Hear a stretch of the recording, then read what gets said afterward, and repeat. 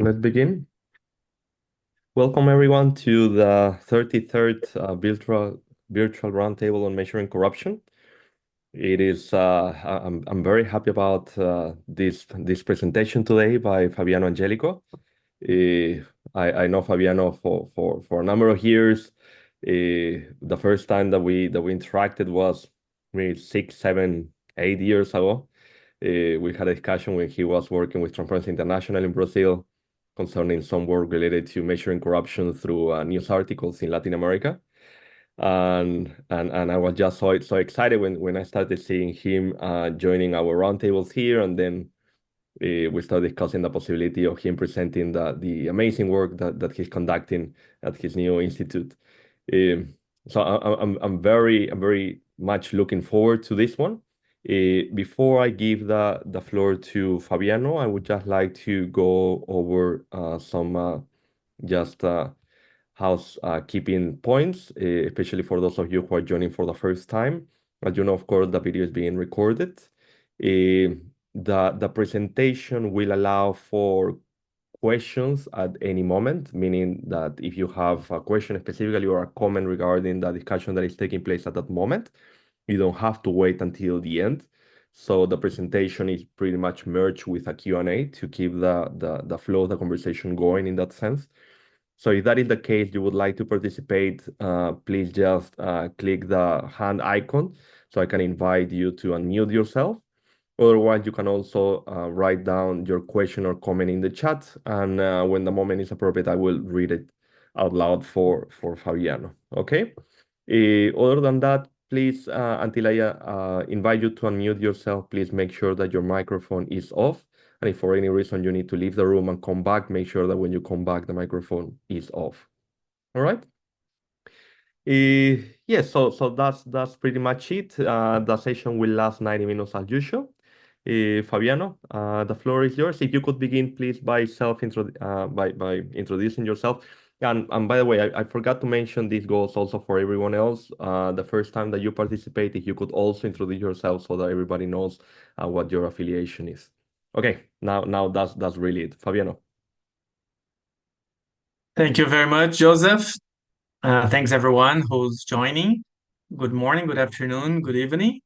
My name is Fabiano Angélico. Now I am a postdoc researcher here at USI, also known as the University of Lugano in Switzerland. But until last year, I lived and worked in Brazil and Latin America. So before joining USI, I worked as an external consultant to UN agencies and NGOs such as Transparency International. And before that, I worked at the public sector at the city government of São Paulo. Yes, so now I am a member of the research group. It's Public Integrity Research Group in Italian. The head of the research group is following and has conducted this work along with me, Professor Jean-Patrick Villeneuve. And we are conducting this research project under a broad open science program from the Swiss government. So let me share my screen here.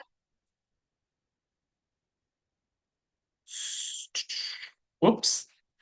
So we titled this project Accord, Anti-Corruption Consultations on Open Research Data. So this is a project funded by USI and by Swiss universities, which is the umbrella organizations for universities based in Switzerland. Well, so what's the motivation and the relevance? What's the idea here? As we all know, transparency has been promoted as an opportunity for, among other outcomes, other desired outcomes, for anti-corruption analysis, with the idea that from the information disclosed by government, we could analyze, we could understand government's attitudes, government officials' actions, or omissions. As you all know in the room, I mean, you're mostly experts here. Government transparency is an agenda that's been put for decades, but in the last few decades, I would say 10, 15 years, it's changed a lot because of the new technologies. So the idea around government transparency was, in practice, to have access to printed documents that you would have to visit a government agency in person and collect these printed documents. But it has changed. Now, government transparency refers also to proactive transparency, which means open data portals, data being disclosed proactively. And this allowed for a new generation of corruption measurement. So a few authors, a few thinkers have been discussing the idea of using proxy indicators from big data, which is available online, and then this could help us better understand the phenomenon of corruption. However, very little is known about the reuse of open government data for anti-corruption analysis. So we know about the potentials, we know what is possible, but we know very little about the reuse, the actual reuse, what's being done in practice. So this is the main motivation for this research project. And then we started asking ourselves, all right, so which types of data sets are being used? Or before that, which types of data sets are potentially relevant for corruption studies and perhaps are being underused? So what are the challenges? In relation to open research data, how mature is the anti-government field? So these are a few questions. So just quickly, a few concepts. So open government data can be defined as non-private, non-confidential data produced with state resources, and that's important, made publicly available with no restriction on use. And we have the concept of open research data. So, for example, if you look at the Swiss national strategy you will see this on open science, you will see this definition, that open research data deals with facilitating access to and reuse of research data.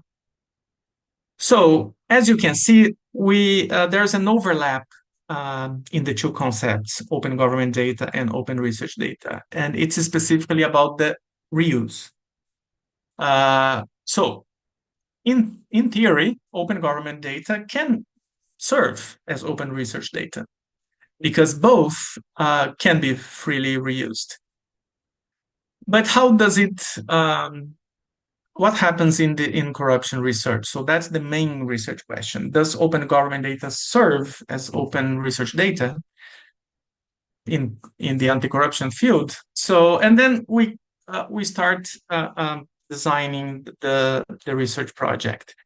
The first underlying question then would be, what are we talking about when we're talking about open research data in anti-corruption? Which data sets exactly we're talking about? Which one are most useful? Which one are being used?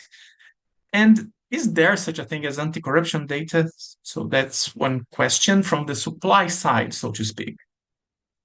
From the demand side, in terms of people using the data, demanding and using the data, which data sets do scholars and practitioners reuse? And which data would they like to use more frequently? So in this sense, it's more on the demand side. So people making use of data. And what are the challenges? What are the barriers to more regular, more systematic data reuse? And lastly, the maturity level. So how do scholars and practitioners perceive the level of maturity of their communities regarding open research data practices? So the supply side, as I said, the idea is to look at the data sets, which are they, which are useful in our field. From the demand side, the idea is to understand the reuse, the dynamics in reusing. And in terms of maturity level, we will analyze if the maturity level of the community is perceived as advanced or not. By open research data maturity level, we mean the practices around open research data regarding documentation, standards, sharing data, managing data. So in this debate around open research data, a few researchers proposed this framework that research communities, they can be categorized in four levels. So there's what I am calling level 0, that means no community, which means the community is disorganized when it comes to manage and share data and understand what data is available, what data is usable. So this would be the level 0. Level 1 would be the community being organized, and the focus is in the characterization of standards with the aim of reaching a wider consensus around data standards, data managed, data reuse. Level 2 would be a little bit more advanced, consolidating community. So in terms of standards being defined and being developed, that has been already developed in previous stages, now is being implemented, adjusted, fixed. And finally, the most advanced level would be fully established communities. In this case, the research communities are operational in terms of open research data practices. So there's a lot of standards, and everybody agrees about the standards regarding management and reuse of data. So, Joseph, you would like Yes. to ask a question? Go ahead. Thank you. Just to clarify, well, I have two questions, but the first one is a request for clarification. So this applies to both the supply and demand side, or only to one of them?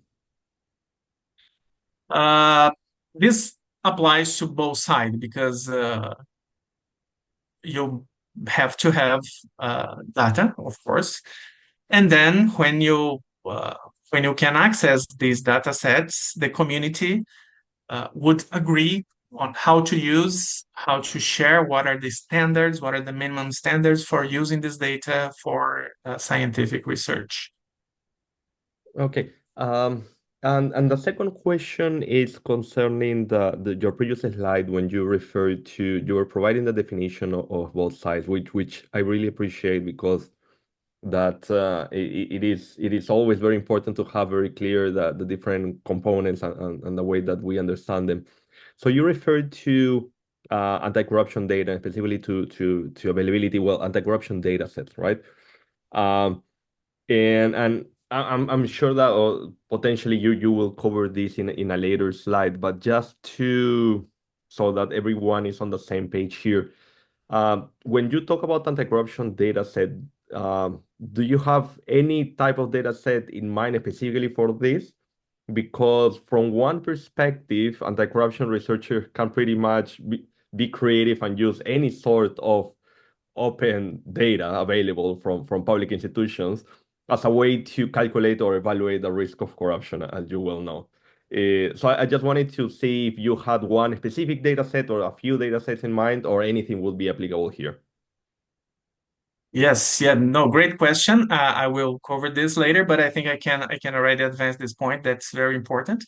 This was the first challenge in this research project, Joseph, I have to say, because we started really trying to find in the literature and the definition and concept, but we couldn't find any. So what we did was to reach out to experts and to conduct a great literature review, asking this question. So which type of data set specifically would be useful for anti-corruption, for corruption researchers? Of course, as you said, you can use creativity, and then you can use different types of data sets, but probably there are a few specific types that are mostly more relevant than others.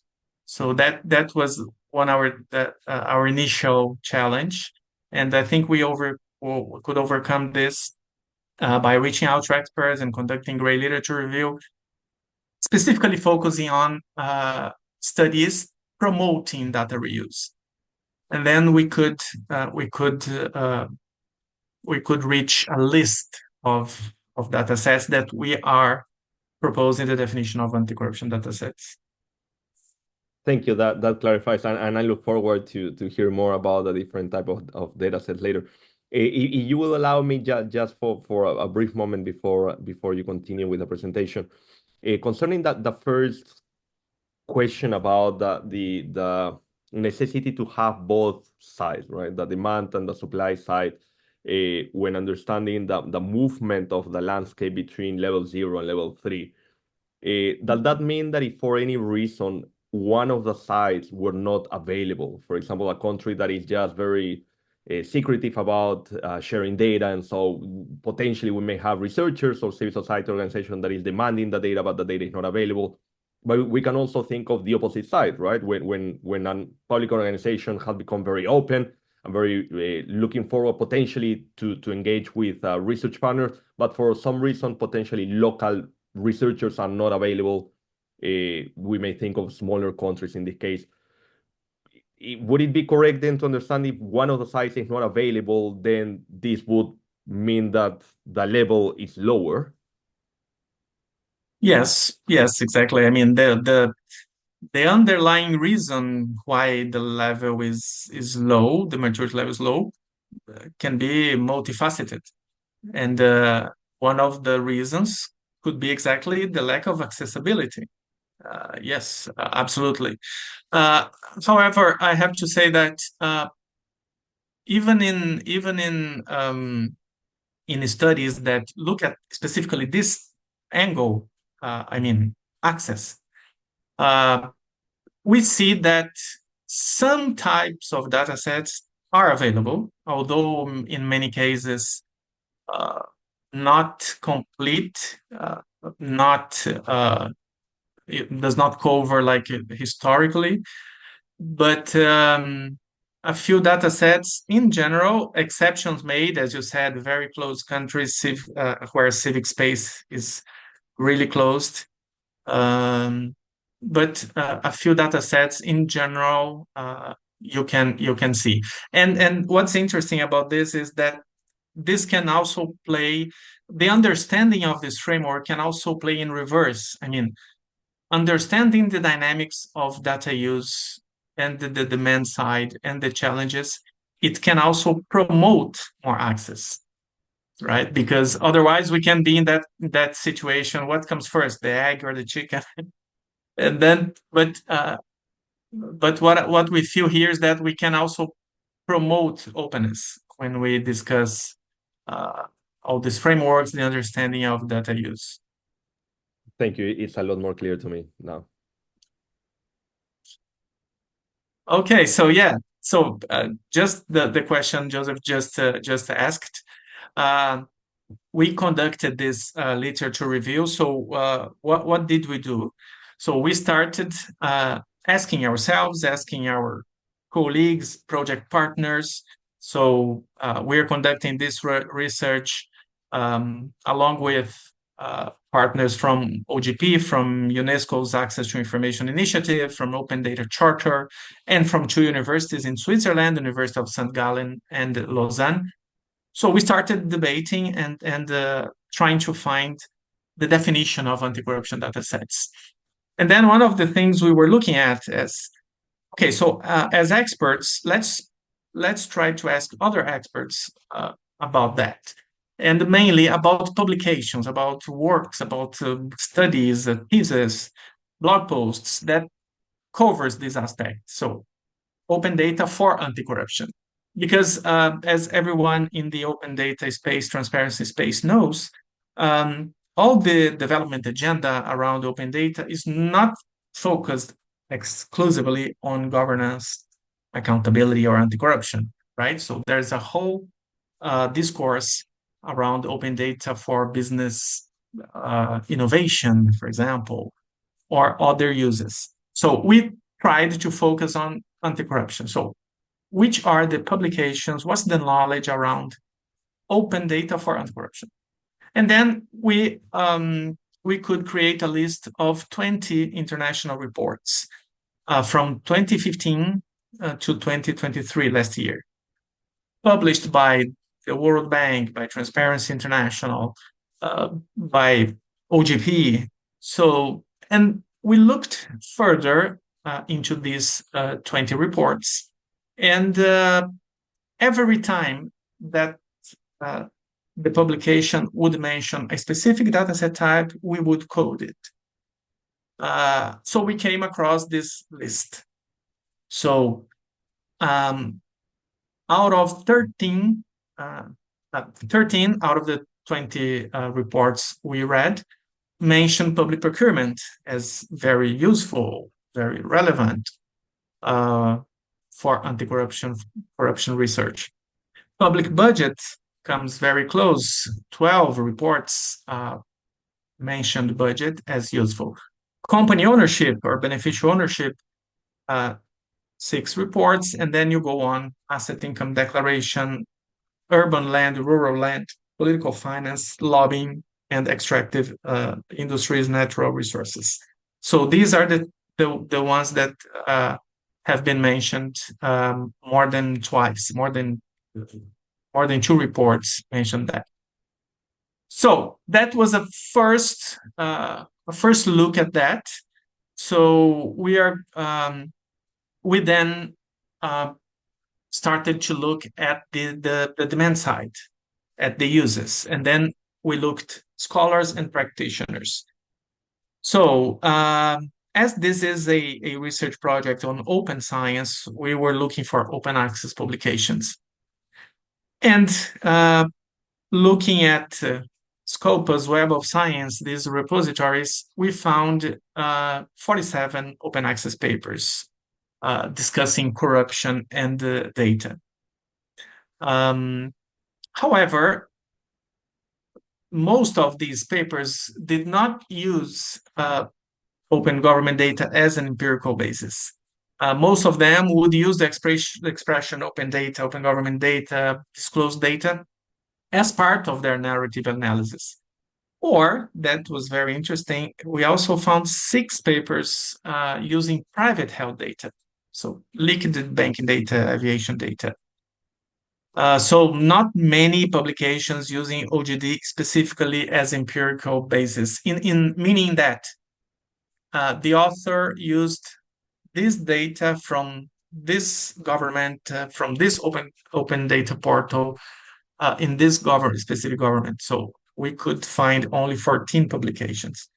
We also looked briefly at how the practitioners were using this data, and we again we read the international reports, the 20 international reports I mentioned, because they sometimes mention success cases, use cases, and then we could collect 37 cases. However, when you look deep, 25 cases are about actual data reuse. The other 12 were dissemination initiatives, dashboards. So we have the access, and then we have the use of data. And these initiatives that collect data from governments, mostly civil society organizations, and present the data sets in a more friendly way. So usually dashboards. They are not actually reuse of data for analysis. They are aiming for someone to use it, but they are not in itself data reuse according to our framework. So in the end of the day, we could find 25 data reuse cases. And again, procurement is the most often used. Yeah, Joseph? Thank you. So Andrew Lang, well, right now he's left us because he's on a plane, but he left a question for us, and I'm sure he will appreciate um, having potentially an answer once he's able to see the recording. So he brings up the point concerning the use of private health data, which you also Uh-huh. found here, and he works with that um, in his research. I know about this because he gave a presentation very recently in the ECPR General Conference. Um, and so we were wondering if, I mean, it sounds a little antithetical to be discussing privately held data when discussing open government data. Yet at the same time, this is privately held data that was either acquired or processed originally concerning government activities, right? Um, how do you characterize this? Is this type of data, would it be included within OGD or would that be something separate? What are your thoughts here? Yeah, no, that would be definitely separate. So we are very much interested in those open data portals initiatives that many governments around the world uh, put up and disseminated. And one of the reasons why they put up is that it could be useful for tackling corruption and everything. So this is the focus. This is open government data. Of course, aviation data, for example, it's open due to regulatory reasons, right? So we know uh, we know that the airplanes flying from one airport to another. We can all check that. It's open data, but it's not open government data in the sense that we are applying in this research question. But that's a very good point. But no. But the idea is really look at these more specific about public sector procedures, public policies. So procurement, contract, budget. So this would be the focus here. So just as a follow-up point there, because for example, as I understand, and please correct me if I'm mistaken, um, data on politically exposed persons, right, PEPs, have become very well discussed over the last few years, right? It's quite important. Yet, for what I understand, most of those data sets are created by private companies. Um, Yet at the same time, I mean, those companies are relying on open government data for a bulk of the task of compiling those lists at the same time. But we can say that then that that type of privately held data has been pre-processed from or processed already from OGD. Researchers or papers utilizing then that data available only from private sector providers, you would say that that's not within the scope of this project and also would not really match the definition of OGD, right? I know that you already answered it, but I just wanted to clarify.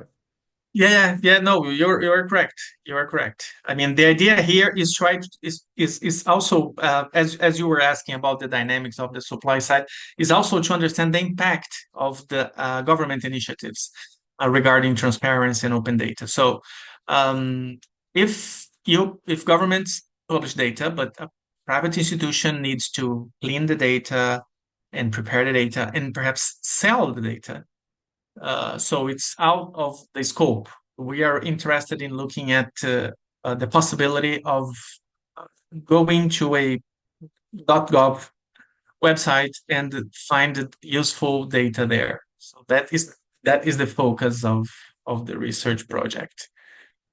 Okay, thank you. That makes sense. Just a couple of questions here. Well, we have one by Najib. He wrote in the chat. It's also concerning data, and he's wondering if human resource management and proficiency could also be elements of anti-corruption data.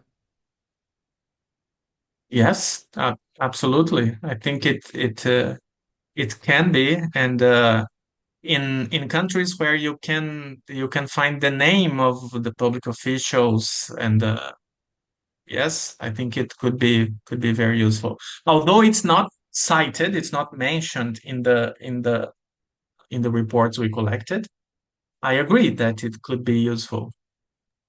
Makes sense. I was actually when you were showing the data, I was fascinated by the fact that a, political finance was ranked so low, right? I mean, that traditionally has been one of the most important, Yeah.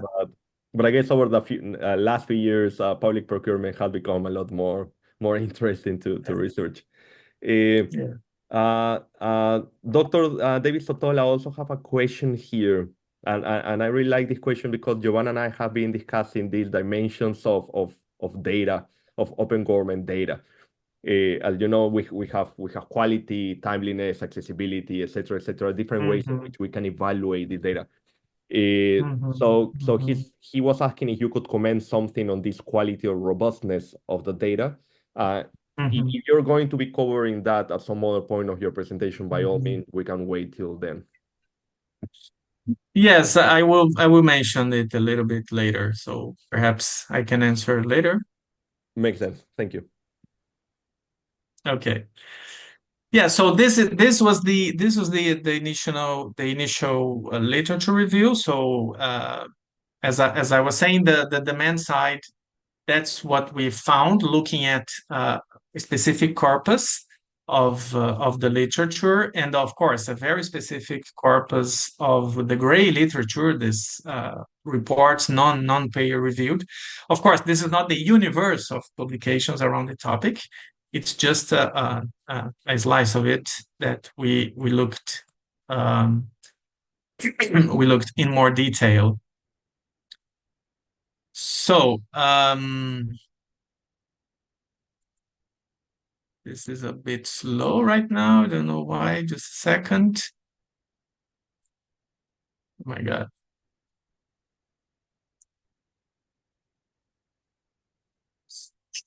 Just a moment here. Something Yeah. not going good. Would you like to So let try? me, Yes. You can yeah, maybe stop share. Oh, okay. Now oh, it's moving. finally it's moving. Sorry. Okay, so just about our research design, this initial literature review, experts consultation. So it's important to say we contacted about 50 experts from different areas, different fields, experts in anti-corruption, but particularly in open data. We reached out to the authors of the 20 reports just to grab more ideas and what they're thinking about this topic. And from this material, we prepared a survey that we disseminated in expert groups. And it was open until the end of August. So we are just now looking at it. So these are preliminary results of from the survey. So important to say that 124 people responded, 124 experts, because it was not widely disseminated. We really contacted specific groups via social media or the research groups we have contact with. So their survey was divided in two parts. So the first one, we asked the respondents about their experiences on anti-corruption data reuse and their perceptions on the barriers to more regular reuse. And also, in the second part of the survey, we asked about their perceptions regarding their own research community. The research community they feel they were more familiar with. So, what are the results regarding experience? So, 41 respondents said that they have co-authored publications using open government data recently, and they were asked to share the link or the title. And when we look at that, sometimes you see that many studies, not many, but some of those studies were mentioning discussions around data. So the availability of data, the potential of, but not reusing in the sense of that we defined for this research project. That is, going to a .gov website and downloading the data there, and then making use of it to produce one piece of analysis. So in some cases, the publications that were shared in the survey were not specifically about that. So 19 respondents said that they have not published anything using OGD recently. And surprisingly, about half of the respondents, they did not respond to this specific question because no question was mandatory. So many respondents simply skipped that question. Perceptions regarding open government data reuse. They were asked, those who said they have not published, there was an additional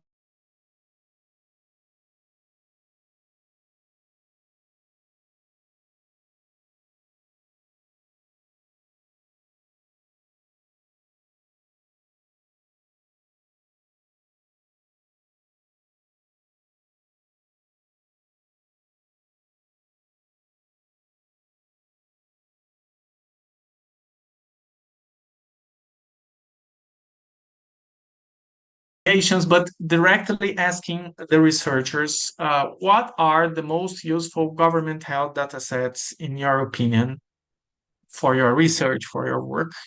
And again, procurement was first, budget data second, court data, and company ownership data, beneficial ownership, and then you have legislative data, conflict of interest data, right to information performance, political finance, public officials, and public declaration of asset, declaration of income.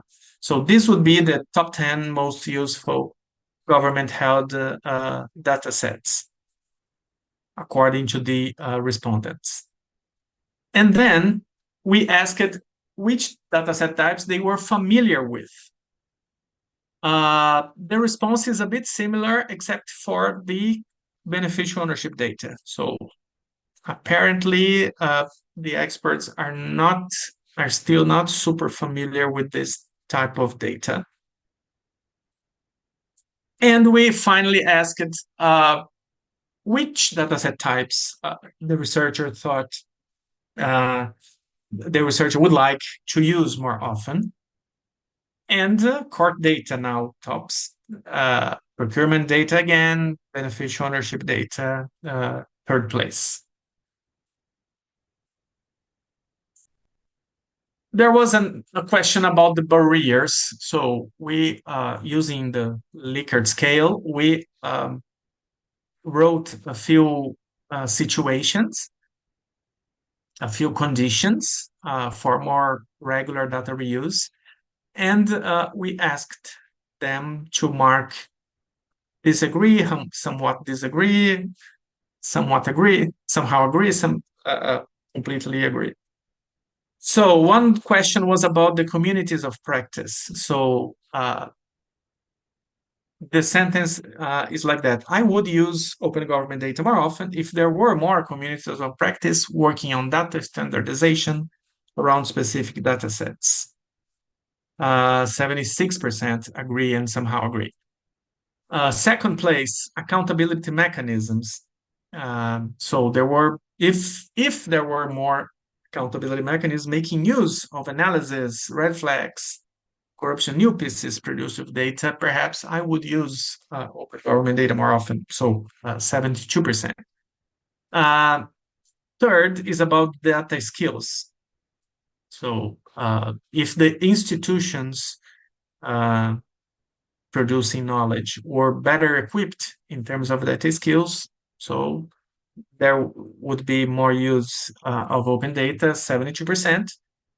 And governmental agencies promoting events to explain the data sets they make available, 70%. And now the leadership of institutions, if they were more data-minded, 68%. 7%. There were other questions, but these are the top 5 reasons. And these questions, they come from previous work and also from my own previous thesis, which was doctoral thesis was about data reuse and a few topics that appeared during my previous research. So these are the main barriers, the main reasons, the main obstacles for more regular data reuse. And finally, regarding perceptions on open research data maturity level, so 55% of the respondents perceive their research communities as not advanced, either in level 0 or in level 1. I summed up the two, but it's about half and half, 27, 28 each. So just as a reminder, the level 0 would be no communities or disordered communities regarding data standard, data sharing. And level 1 would be the initial phase of standards characterization, consensus building. 25% perceive their communities in a more advanced level, so standards defined, but still being implemented, being adjusted, being used. And no respondent sees their own communities as fully established, which would be the most advanced in terms of data standards, data management, data use. And 20% responded they do not see themselves as part of any community, which I found a bit sad, because 1 out of 5 didn't see themselves in any as part of any community. And I have to say that here there's a very diverse responses, because one of the questions in the survey was also what is your community specifically, and there are communities related to policy processes, so the procurement community, the community around beneficial ownership data. There are more geographical communities, so the European communities, the Latin American communities. And so this is very, and there's also about the professional background. So the community of investigative journalists, the community of accountants, we could also see these responses. So that's very, very diverse communities. Okay, so as I said, we are just now looking deeper in the results of the survey. These are very initial preliminary results, preliminary readings of the responses. But in a nutshell, in an overview, we can say that, for example, in the supply side, what's interesting is that open government discourse generally focuses on executive branch. However, experts, researchers, practitioners apparently see data produced by the judiciary and the legislative also as highly relevant. Another thing is the procurement data, because it's seen as useful and it's apparently the most reused data set type. And here I wanted to stress the idea of the communities of practice. So as we know, there have been a lot of discussions about procurement data. There is an standardization at the EU level. So I think many people may have come across studies using procurement data at the EU level, European Union level. So this standardization apparently has impact in the use. Another interesting finding is that budget data is always seen as super relevant. However, it's not often reused. One of the reasons for that is perhaps the lack of clarity. So budget data is very complicated. Also, it's very difficult to find individuals being paid by public data using the budget data, in a sense that procurement data, in many cases, you can see the legal person that won the contract. So it's one individual. And then you can think of proxies and you can look at risks of corruption. For example, one bidder in many procurement processes could be a red flag. However, in budget, it's not usual that you have the name of the legal person or natural person who was paid. For example, one subsidized. I mean, in some cases you can see the subsidized, and sometimes it is used in that way, but not often. And also you can think of the revenue side, not only the expenses, right? So who's paying taxes, who's not paying. So you typically you don't have this specific granular information. So it's probably the reason why budget data is constantly mentioned as important, relevant, but not used in practice. These are a few hypotheses we are creating from the results. Beneficial ownership data is increasingly seen as critical, but it's clear that researchers are still unfamiliar with it. And it's interesting, Joseph, that you mentioned a few minutes ago that political finance used to be the star of this discussion. If you look at in a timeline, because as I said, the reports we were reading to try to understand the dataset types covers from 2015 until last year. If you look in a timeline, in the first few years, the publications from 2015, 2016, they were focusing on dataset types such as political finance. However, in the last 3 or 4 years, a lot about procurement data and about beneficial ownership data. So this is apparently is a trend, a new trend. So this is from the supply side. Of course, we have again all that discussion about the quality of data, about the quantity of data sets available, which in many contexts may not be super extensive. But wherever we have the opportunity to see open government data, this seems to be the scenario in the supply side.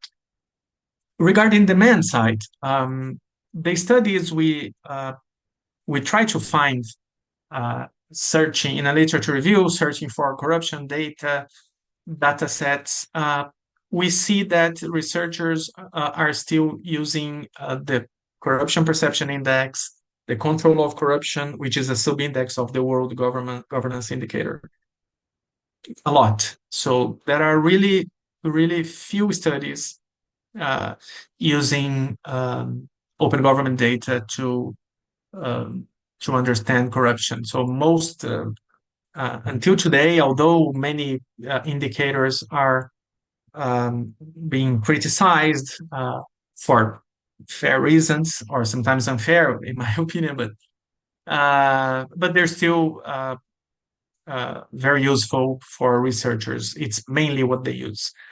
And in a nutshell, we can say that reports and evidence on open government data reuse in corruption analysis are scarce. There are publications, there are analyses, but they're not spread, apparently. We could not document many. So, on the main challenges, apparently there's a need to develop standards, to share data. So communities of practice in this case would be very much needed. There is an expectation that government agencies promote the reuse of data. There is this idea of leadership and capacity building in research institutions, in think tanks, in the public sector. this is one thing that in previous research it appeared, talking to, for example, many public officials in Brazil, in Latin America. Something that I often heard is that there are a few data skilled professionals motivated to do research, but there's no there's not the same mentality, the same mindset in the leadership. So this is something that might be missing, as well as capacity building. And finally, impact as a motivator. So this is interesting. According to our results, if there were accountability mechanisms really making use of analysis, because in the end of the day, it's not only about admiring the problem, right? So we would like to understand this phenomenon so as to have better tools to tackle it. So apparently, impact in the use is a motivator for researchers to use data evidence more often. So, Joseph? Yeah, thank you, Fabiano. I actually had a question concerning the communities of practice. I kept it from the slide where you were covering this specific point. But could you walk us through, and I'm sorry if you already explained this because my Zoom froze there for a minute or so, and I was worried if everybody was experiencing the same technical issue, but it seems you didn't. When we think about communities of practice, right? We have at the very least the two levels, right? The national level or the country specific level, and then the international level. I mean, here the roundtable itself is highly international, and many of the things that we discuss are not applicable to any one country, except when the presentation is, of course, data about one specific country. But it doesn't tend to be the case. Yet at the same time, many anti-corruption researchers and most practitioners normally work with one or country specifically or a small region, right? So could you walk us through about how the questionnaire worded this point to kind of try to understand what the respondents had in mind when responding this specific point? Well, the idea was the idea was to try to capture what were the main barriers for more regular data reuse. So we created this question. I would use open government data more frequently if, and then a list of situations. So and one of them would be if there were more community of practices promoting the development of data standards and sharing data and so on and so forth. So but I agree I understand the point of your question, Joseph. Yes, in many cases, when we talk about more solid communities of practice, we're talking about international groups. But in this case, I think it's interesting to think about the second topic here. Is about the government agencies promoting a role, and I can say that because I'm familiar with global South contexts. I have lived in Brazil 90% of my life. So in many countries of the global South, the public sector plays a very strong role, right? So in many cases, civil society organizations are not well funded. The private sector is not super strong, so government agencies have a strong role in different aspects of society. So in this case, I think we could think of community of practice being promoted or especially not exclusively, but especially from government. So these platforms, expert groups, advisory groups. So and so it has also to do with civic participation, right? So perhaps government agencies inviting external stakeholders. So this would be, realistically speaking, this could be a roadmap for some specific countries to really build communities of practices that apparently are very much needed. As I said, not only to develop standards, but also to demand data.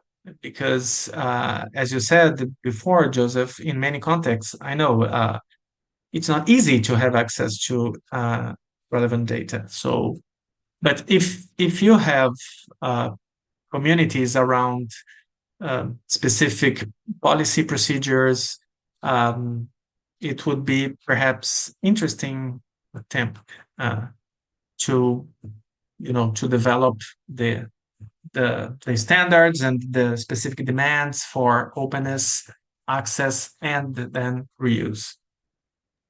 Thank I don't know you. if I answered your question. Oh no, you certainly did. I have a follow-up comment. I should probably characterize it that way. The reason why I was asking that question is because and many thoughts and concepts come to my mind when talking about this, but I'm thinking from one perspective, the idea that such information or such question, how we can characterize them as either subjective or objective, or a matter of perception, right? Mhm, mhm, Because of this other concept, which is policy networks, right? That are both applicable at the national and the international level. And of course, mhm, mhm, when individuals are standing outside a policy network, there are two things there, right? Either they are not aware of the extent of that network and the activity that they are engaged in, or of course there's a feeling of rejection from that network, right? yeah. Eh, and because that the results of about 55% of respondents saying that, oh, it's either level 0 or level 1, right? I was a little taken aback by that, because I guess in terms of historical comparison, it has never been a time in the last 40 or 50 years of anti-corruption efforts in which there has been this level of collective action concerning open government data, right? Both at the Mhm, national mhm, level and the international level. And I remember one of the presenters from the first year of this roundtable series presenting on the assessment of anti-corruption campaigns in non-democratic countries, specifically in Southeast Asia. And he and other colleague were talking about how we normally from the West we get the perception that, oh, accessing public information in China must be super difficult. But in reality, there's a strong legal framework for request of public information, specifically at the local level. So not so much at the national level, but certainly so at the local level. And mhm, again, it's something that until we try to obtain the data, we would just imagine or perceive that it must be closed because, of course, right? mhm, But reality is a little different. So I was wondering mhm, from a methodological perspective how you handle these limitations, and if these potentially open the door or suggest the necessity of carrying out either a second wave of service or a follow-up via interviews. I don't know. I would be very mhm, curious to hear what your thoughts mhm, are on this. mhm. Yeah, no, absolutely, absolutely. Our idea is exactly to, from these initial findings, to go over for a second round of survey for in-depth interviews to try to understand better. The idea here was really to collect impressions, perceptions. So this is something that came, and and I think one aspect we tried to be clear about the core of the research, that is about data use. So it's not about uh, open access, about how do you evaluate access, or it's about really the actual, the practical reuse. So this idea that communities are needed, I think that's that's very interesting in the sense that you are not as this is new. I mean, open data is not super new, but actually using data uh, is a bit new. So you need to have standards, you need to have conventions, you need to agree on what the data means, and so apparently this is a very important topic to follow. But yes, I agree with you. It's about subjective, it's perception. So this is an initial touching initially in this agenda. So we'll definitely have to go over in the future more in-depth research. That's absolutely fair enough. Thank you. I also wanted to um, connect here to the point that Najim wrote in the chat at the end, because I very much share that opinion as well. Uh, in that, and I think that some of the results that you presented in your previous slides are applicable very much here, right? That on the one hand, of course, we have certain reticence or issues that are from the supply side of governments still struggling either with the financial or human resources to generate and share this type of data. But at the same time, the fact that if we look both as at researchers and practitioners, right, a significant percentage of us are qualitative researchers, right? And then other percentage focus on case studies. And OGD requires researchers that feel very comfortable with not just quantitative data, but large data sets, right? I mean, if you've seen the data sets from public procurement, it's like in the millions of contracts for a large country, right?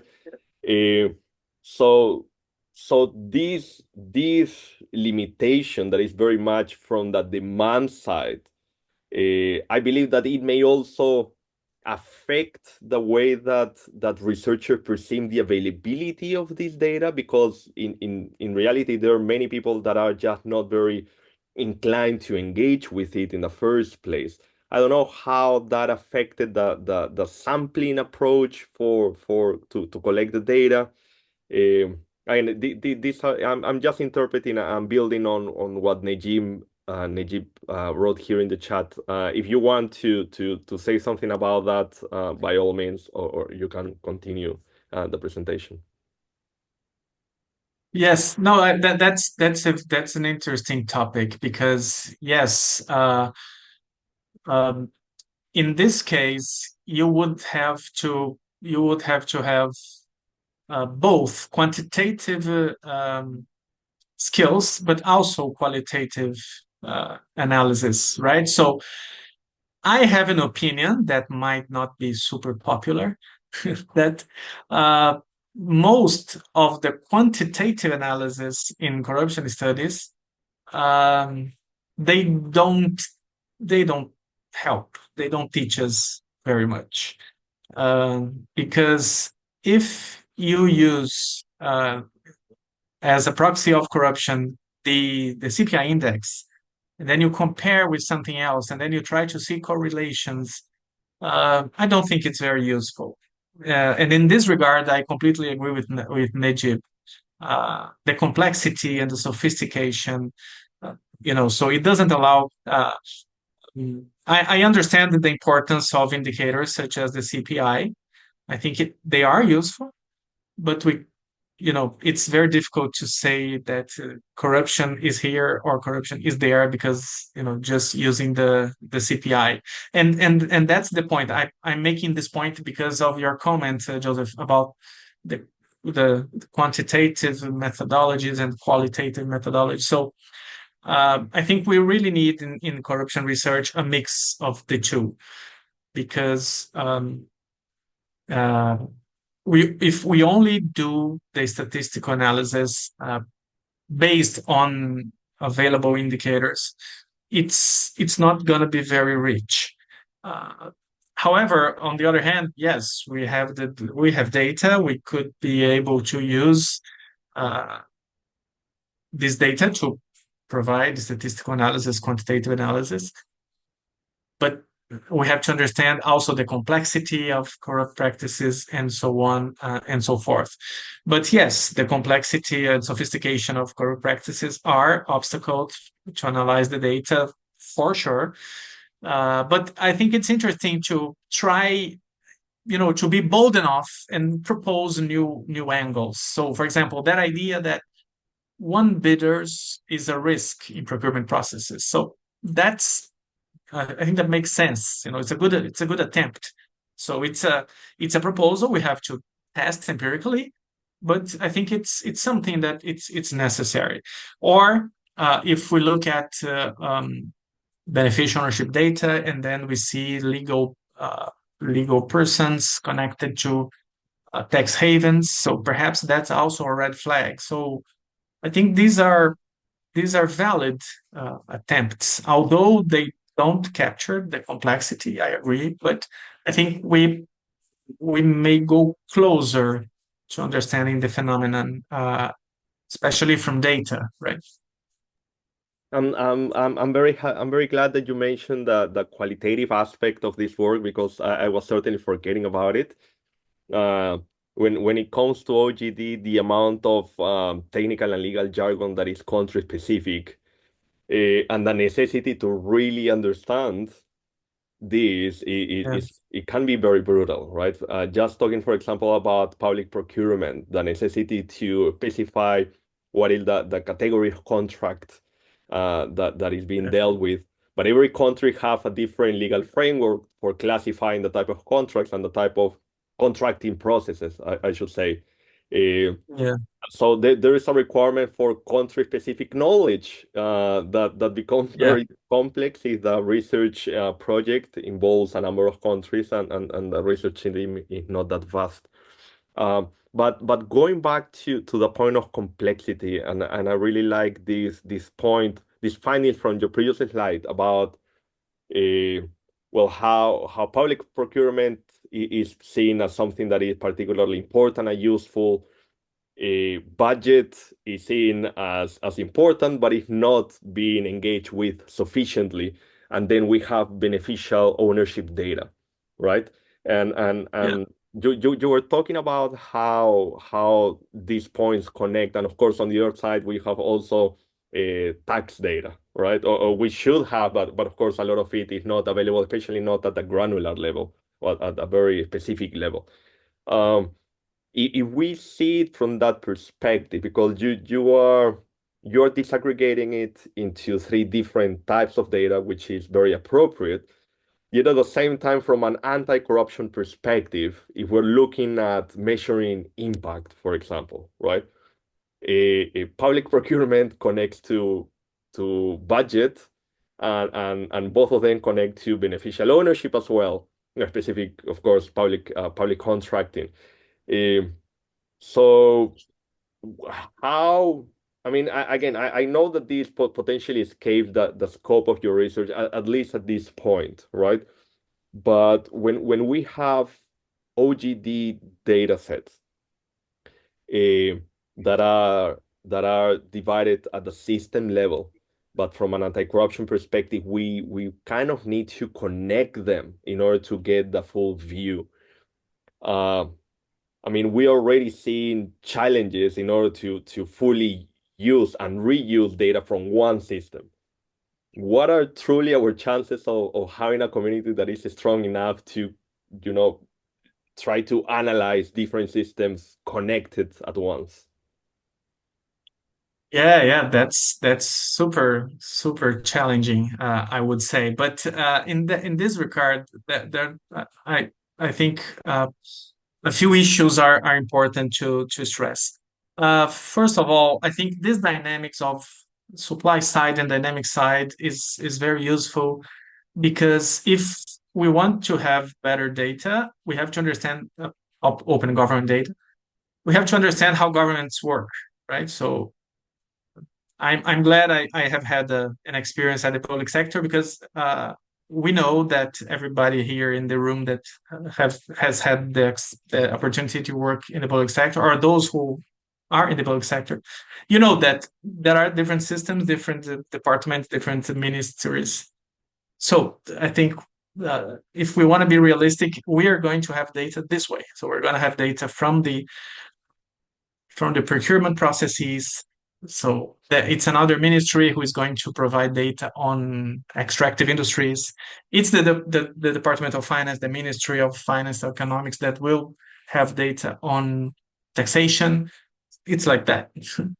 That's real life. So this is the supply side.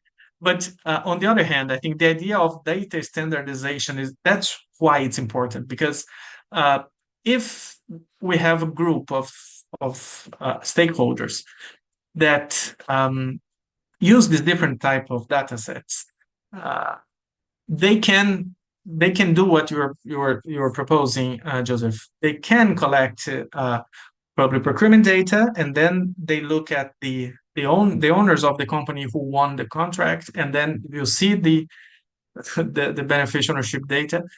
But then you have standards, so everybody is agreeing on what you look at.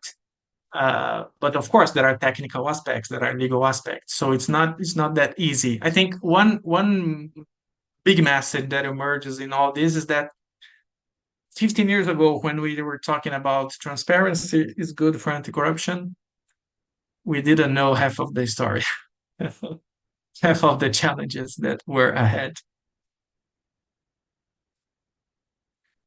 Thank you. Thank I you.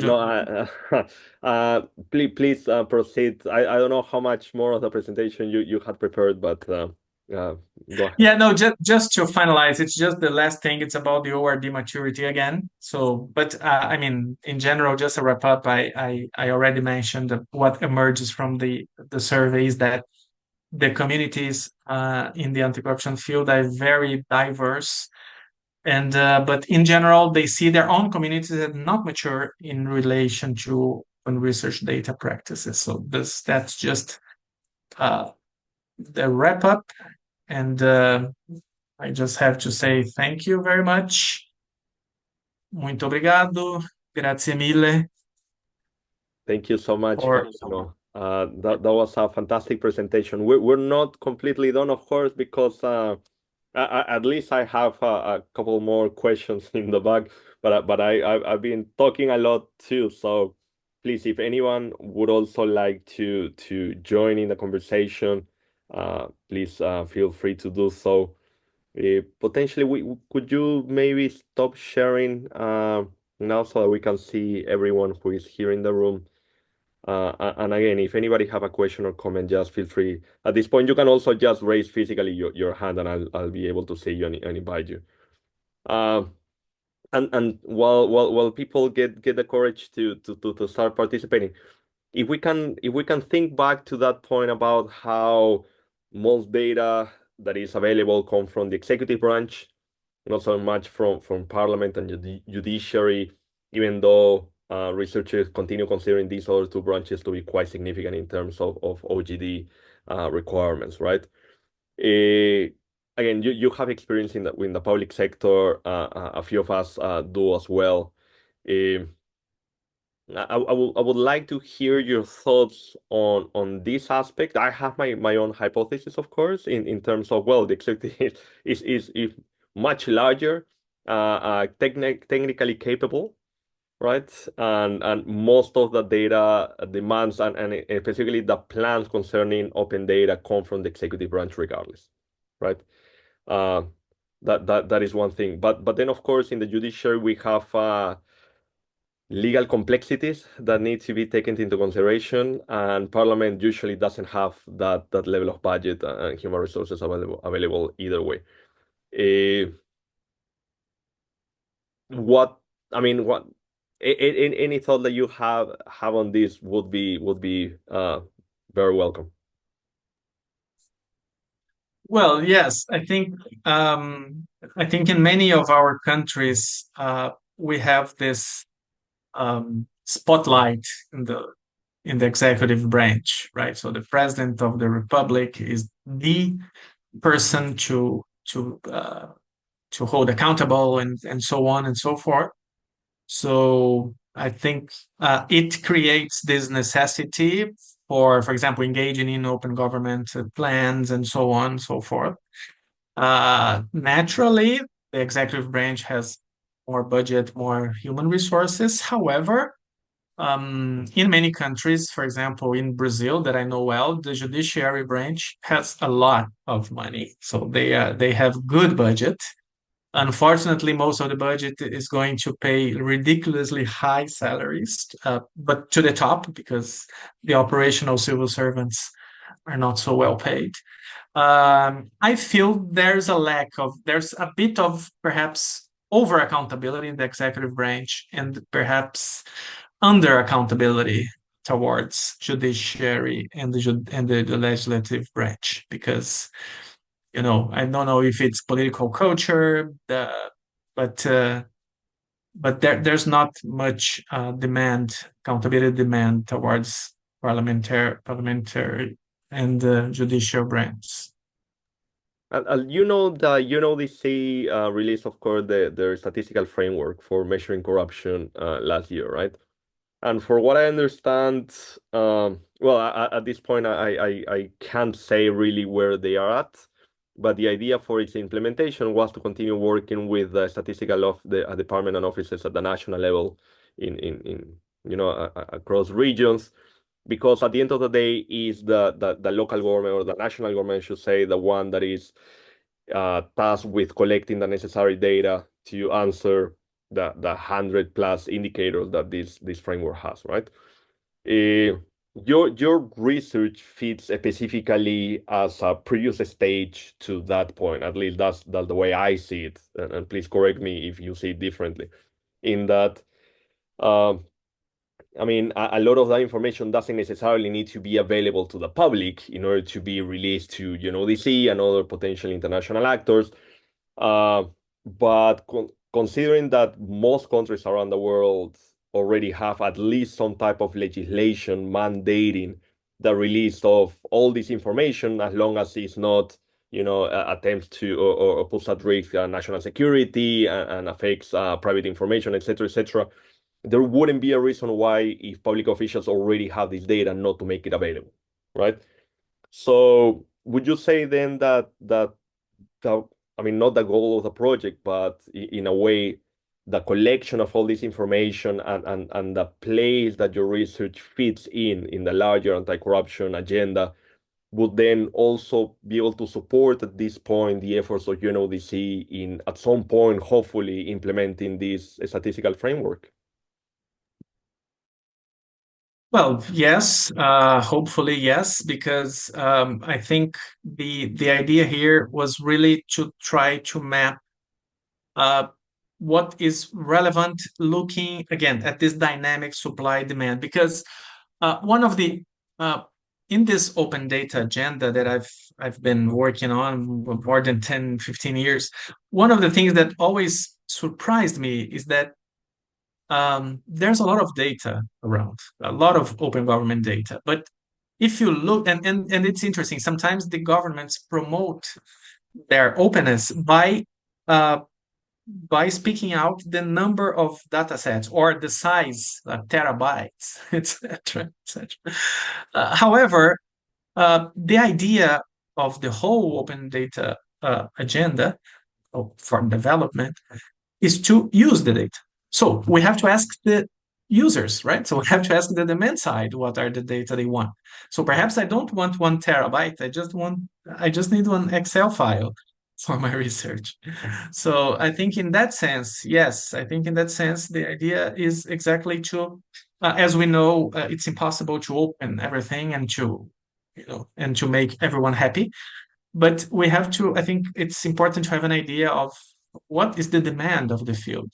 And then in this sense, I think government agencies can better allocate their resources to really uh, go after the demand rather than just opening what's easier, what's less problematic, what's less conflictive. And yeah, in that sense, I think it could be helpful. And hopefully it will. I hope so too, and I think that it very much has the potential to be that. Again, the I one of the reasons that I was really interested in having you presenting these preliminary results. And I know that there is still much more to come. And if you remember, at some point we discussed if this was the right moment or waiting potentially till the beginning of next year where there will be more data already available. But there's this discussion again. This is something that potentially is in the back of many people's mind, but there's not a lot of information available, right? So I feel that this is the perfect moment already to start showing that there is a research team looking into this. So I look forward to reading the research paper coming out of these early results as soon as it comes out. So last opportunity, anyone, if you have a burning question or comment for Fabiano, now would be the moment. All right, then. If there's nothing, then we can bring this session to a conclusion. Fabiano, thank you so much again for a wonderful presentation. I really enjoyed it. I learned a lot from it. And honestly, I can't wait to see the paper that will come out of this. Well, the first of many, I hope. And it's quite interesting as well because I will be announcing later this week the roundtable for October, and that one will be on lobbying. And again, you were talking about how political finance is something that, it has been relegated to a certain degree. So we'll be talking about at least some aspects of political finance in that presentation. So I hope to see everyone there, and please stay tuned for the latest news. And thank you everyone for taking the time to join us today. Thank you, Joseph. Thanks, everyone. I want to thank our colleagues at the team, Jean-Patrick, Julia, Lohan, Regina, the team here. Thanks a lot, everyone. And thank you all who attended today. Thank you. Take care.